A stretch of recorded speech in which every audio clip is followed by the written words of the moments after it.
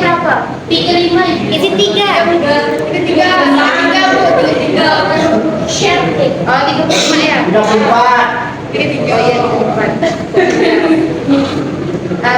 Baiklah. Berarti 2. Teman-temannya selesai.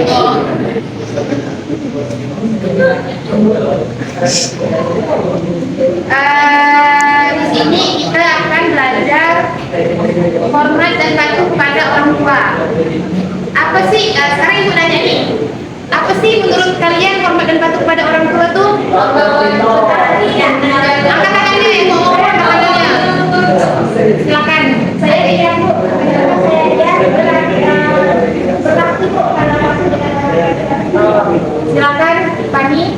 Apa anjir?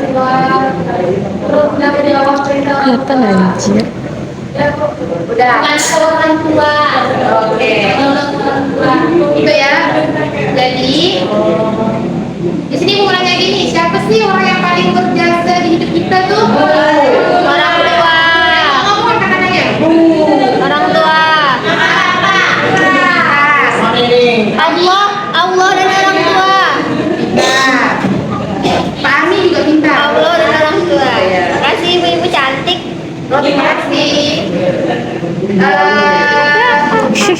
Jadi Kirain live. kan orang tua di sini kan kita membahas hormat dan patuh kepada orang tua. Betapa berjasanya orang tua kita tuh sama kita kan, sampai kita tuh nggak tahu cara balas jasa orang tua kita di mana. Jadi kita sebagai anak, dengarkan ibu ya. Kita sebagai anak, apa sih yang harus kita perlakukan sama orang tua kita? Jadi ini udah terlalu banyak jasa orang tua kita ke kita.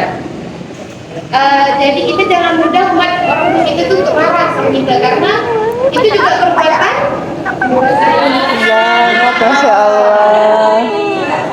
tidak baik, perbuatan dosa, Anjay. perbuatan yang tidak patut untuk dilakukan. Jadi anak-anakku sekalian, dalam ajaran Islam, kedua orang tua memiliki kedudukan yang sangat tinggi. Setiap anak diwajibkan untuk berbuat baik kepada kedua orang tua. Jadi kita sebagai anak tuh tidak boleh kita semena-mena sama orang tua. Tahu kan semena-mena gimana? Seenak-enaknya sama orang tua kita. Tidak boleh kayak gitu, karena orang tua kita tuh punya kedudukan yang tertinggi setelah Tuhan. Karena akibat orang tua kita tuh sama Allah pun tidak ada batasnya, dia langsung sampai. Jadi kita sama orang tua kita tidak boleh ngawal, tidak boleh nyakitin hati orang tua dan sebagainya. Seperti yang ibu ada baca di surah An-Nisa nih, dan itu pada ayat 26 itu mengartikan berbakti kepada orang tua. Ya Allah. Berbakti kepada orang tua merupakan kewajiban ibadah dari Allah bagi hambanya. Jadi berbakti kepada orang tua bukan merupakan balasan anak kepada keduanya, karena telah melahirkan, merawat dan mendidik. Mengapa demikian? Karena jasa orang tua tidak mungkin bisa dibalas dengan balasan sepadan oleh seorang anak pada usianya yang sudah lanjut. Tentu orang tua sangat membutuhkan perhatian kasih sayang dalam sebuah hadis riwayat Muslim. Jadi kita sama orang tua kita tuh harus patuh, seperti bagaimana anak memperlakukan orang tuanya.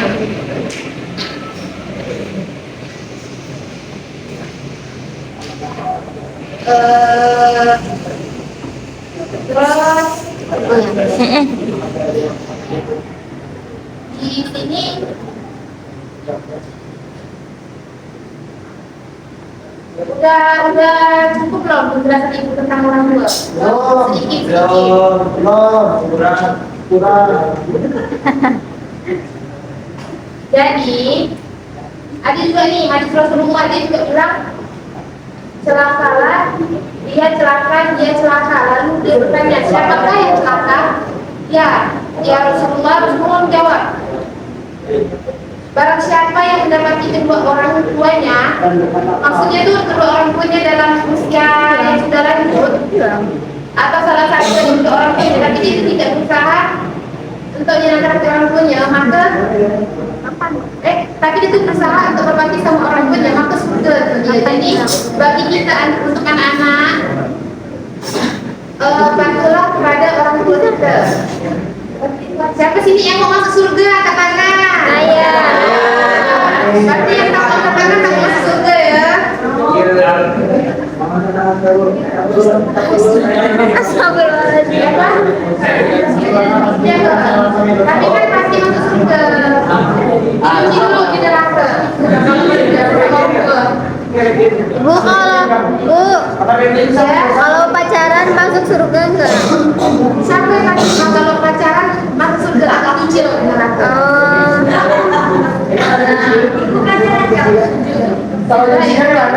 Ibu punya nama?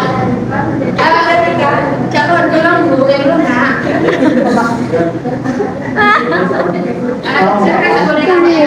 Ya, maaf ya Bu. Ya. Jadi bagaimana tanggapan kita dan dari anak ketika orang tua tadi salah memberikan ajaran atau memberikan paham-paham kepada anak-anaknya jadi bagaimana kita memastikan diri kepada orang tua yang salah mengajarkan anak tujuannya salah salah ajarkan jadi bagaimana gimana Bu? Oh, jadi maksudnya kayak orang tua yang ngasih salah, ngasih tujuan salah terhadap anak gitu. Ini kan sudah dibilang tadi dalam hadis Aisyah bahwa bukan orang tua itu tertinggi. Bukan berarti, tapi maksudnya tertinggi boleh mengikuti hal yang baik dari orang tua. Tapi kita juga tidak boleh membantah apa yang salah dari orang tua. Kita kan seiring berjalannya waktu kita juga bisa punya pemikiran sendiri kan. Jadi kita bisa menilai mana sih yang baik, mana sih yang buruknya. Jadi menurut kita tapi kebanyakan orang tua mereka tak mungkin nanti arah jalan yang jelek, betul nggak? Kan jadi kita pasti orang tua mana sih yang mau ngasih tujuan ke anaknya yang nggak bagus? Nggak ada orang tua yang kayak gitu kan. Jadi kemungkinan besar nggak ada orang tua yang ngasih arah ke ngasih mungkin caranya yang berbeda, nggak cara kayak teman-teman yang lain. Jadi sebaliknya kita macam mana kita menanggapi omongan orang tua kita. Paham nggak? Ada kerja deh, kan masih muda. Terus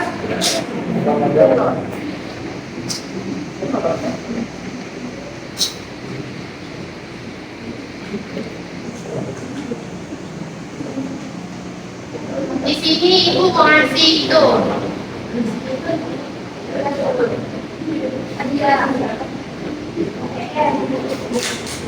Mau ngasih soal sih. Alam, siapa yang mau main? Siapa yang mau main? Saya kalau mau main di rumah. Belajar apa kok main HP? Video. Ya. Ibu mau minta sama orang. Tunggu ya, Dek Ila.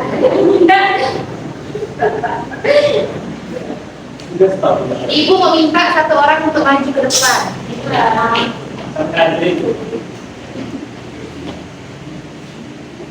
Mau ibu tunjuk atau maju sendiri?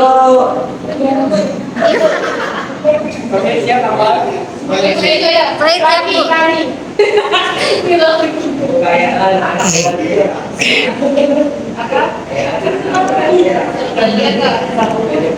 Ibu dan cowok di mana? Ibu dan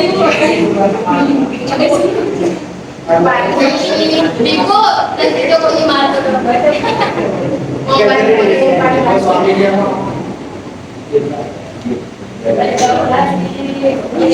Ini ada cerita nih, dengarkan ya kawan-kawannya, baca. Tapi di sini nanti kawan-kawan harus bisa mengulang apa sih yang udah diceritakan sama Pani diinfokan. Oke? Oke. Dengarkan nah, di sini judulnya cara Imam Syafi'i menghormati guru. Nanti anak-anak diinfokan ya. Ya Bu. Cara Imam Syafi'i dengar nggak? Guru. Dengar. Udah besar Bu. Imam Syafi'i Nabi pernah membuat mereka di atas kagum-kagum karena tiba-tiba saja dia mencium tangan dan memeluk seorang laki-laki tua. Para sahabatnya bertanya, mengapa seorang imam besar mau mencium tangan seorang laki-laki tua? Padahal masih banyak ulama yang lebih pantas dicium tangannya daripada dia. Lalu Imam Syafi'i menjawab, dulu aku pernah bertanya kepadanya, bagaimana mengetahui seekor anjing telah mencapai usia lanjut? Orang tua itu menjawab, jika kamu melihat anjing itu kencing dengan mengangkat sebelah kakinya, maka ia telah balik. Hanya ilmu itu yang dapat Imam Syafi'i yang didapat Imam Syafi'i dari orang tua itu. Namun, sang imam tak pernah lupa akan sesulit ilmu yang pernah dia dapatkan. Baginya, orang tua itu adalah guru yang pasti dihormati. Sikap sedemikian rumalah yang menjadi salah satu faktor yang menghantarkan seorang Syafi'i menjadi imam besar. Jadi menurut kami yang paling berhasil apa yang paling dapat?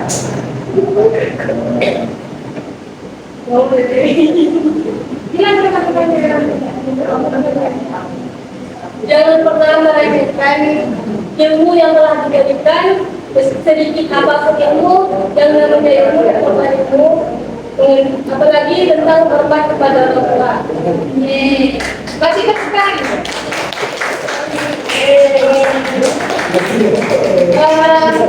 Ibu panggil Nia. Balik ke depan. Ibu Nia ada pakai sepatu kan? Ibu Nia pakai sandal dulu. Kasih tahu ada nanti apa yang simpulan dari tadi teman yang baca.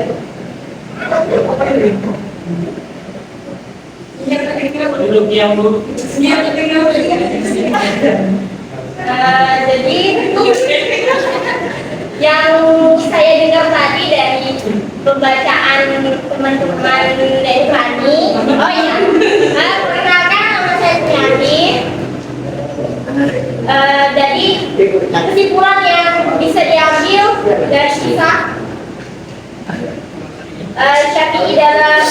Imam Syafi'i dalam menghormati gurunya, yang dimana guru itu sebagai orang tua kedua kita setelah kita berada di rumah. Ketika kita berada di rumah, kemudian belajar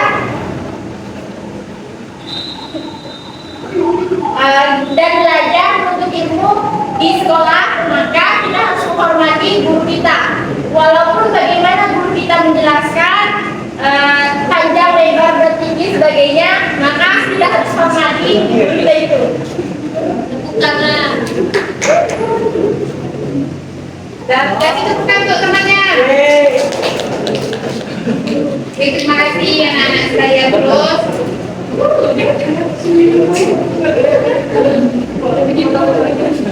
Mungkin di sini Ibu akan buka sesi pertanyaan bagi anak-anak yang bertanya tentang orang tua. Silakan. Bukan kita berkata Dosra. habis sekali banyak dan semangat.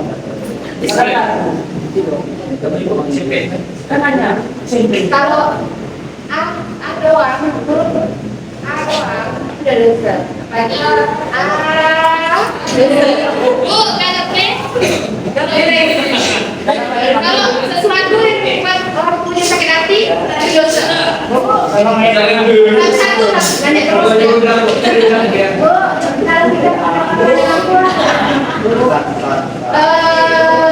doanya banyak. Biar dulu keluarin. Ayo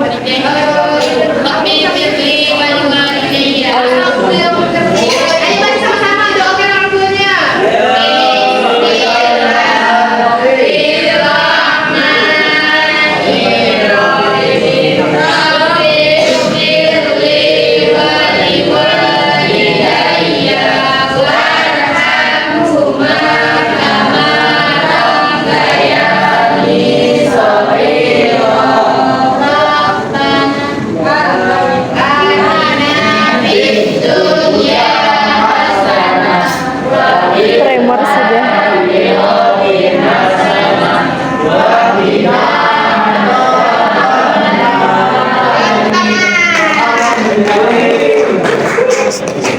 main game. Bagaimana jadi?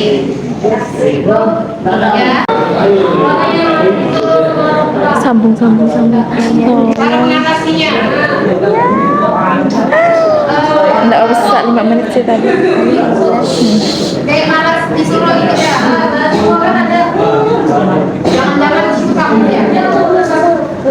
Tidak boleh gitu. Kita ingat jasa orang tua kita tuh. Kita ingat jasa orang tua kita tuh tidak mungkin bisa kita balas bagaimana buat orang tua itu bagaikan pelita di suatu belakang. Pelita itu penerang. Jadi mahkota ya benar. Jadi ini kan jasa orang tua kita kan tidak mungkin bisa balas. Jadi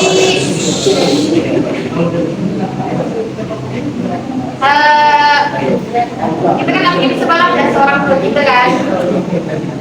Kita harus patuh dengan kita disuruh, terus kita mau itu udah termasuk patuh sama orang tua. Jadi berbuatlah sesuatu yang bikin orang tua kita tuh senang. Ya. Amalan yang paling kita lakukan untuk berbakti kepada orang tua pada saat usia sekarang.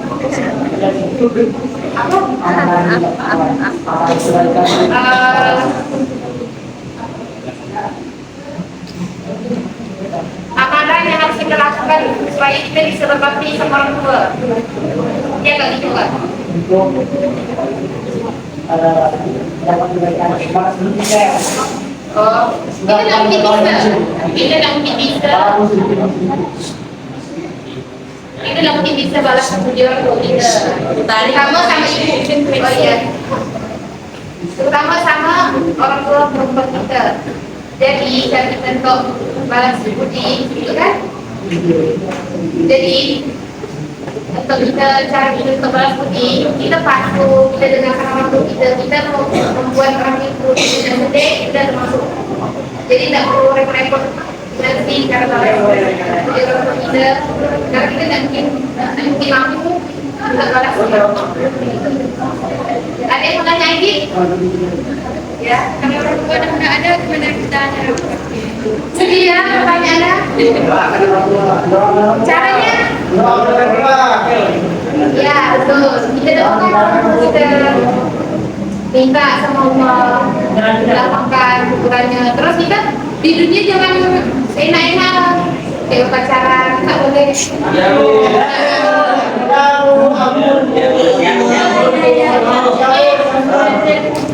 Nggak boleh, karena tunggu ya deh.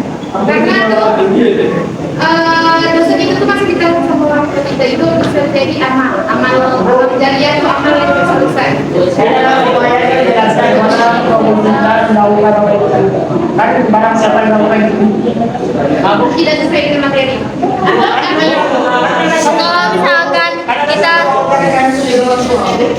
Kalau misalkan kita punya orang tua tiri tetap didoain. Kalau orang tua diri baik, itu menurut ibu ya. Kalau nggak baik nggak usah didoain. Enggak, doain jadi baik.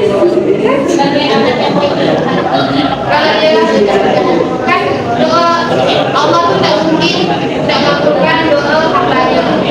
Jadi kalau kita punya orang tua diri itu tidak mungkin kita doakan doa Allah orang tua diri kita jadi baik. Kalau emang Allah tidak mengabulkan berarti ada doa yang diijabah sama Allah yang itu penting doa. Ibu, kalau ada orang tua membuang anaknya di kandung, jadi dosa nggak? Malah itu apa? Dosa itu Maksudnya orang tua itu kan? orang tuanya termasuk orang tua tidak bersyukur ya. Kemungkinan ada hal yang tidak dilakukan sampai membuang anak itu. Padahal anak itu sebuah anugerah loh. apa buat dasar kamu